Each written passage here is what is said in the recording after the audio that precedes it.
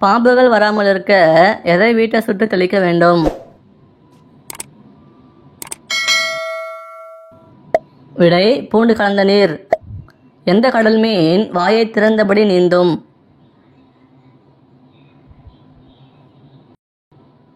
விடை துடுப்பு மீன். நாம் தினமும் எதை சாப்பிட்டால் மறதியில் இருந்து விரைவாக விடுபடலாம்? விடை தேன்.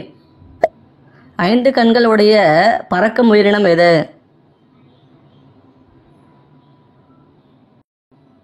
விடை தேனி.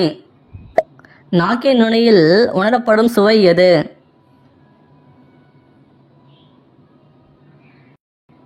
விடை இனிப்பு.